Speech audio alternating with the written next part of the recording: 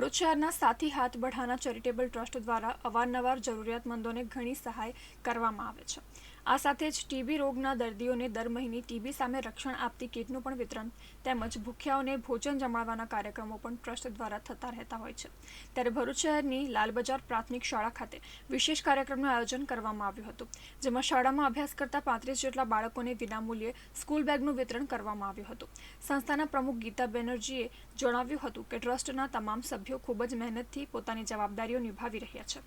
સંસ્થાના કાર્યો કરવા માટે એકબીજાના માર્ગદર્શન હેઠળ કામ કરી સુંદર રીતે તમામ કાર્યક્રમોને સફળતાના શિખર સુધી પહોંચાડવાનો શ્રેય સાથી હાથ બઢાના ચેરિટેબલ ટ્રસ્ટના સભ્યોને જાય છે। આ પ્રસંગે સાથી હાથ બઢાના ચેરિટેબલ ટ્રસ્ટ ભરૂચના પ્રમુખ ગીતા બેનર્જી, ટ્રસ્ટી રિયાઝ પટેલ, જસમીતભાઈ અને લાલબજાર પ્રાથમિક શાળાના આચાર્ય રવિન્દ્રભાઈ, આંગણવાડી વર્કર ભાવના કોરલવાલા, અરુણાબ સોલંકી સહિત ટ્રસ્ટના સભ્યો ઉપસ્થિત રહ્યા હતા। અમારી સંસ્થા જેનું નામ જ છે સાથી હાથ બઢાના ચેરિટેબલ ટ્રસ્ટ, એટલે બધા મળીને અમારા ટ્રસ્ટના જેટલા બધા મેમ્બર છે બધા મળીને થોડા મોટા નાના મોટા ફંડ ભેગા કરીને આવું બધું કામ કરતા હોઈએ।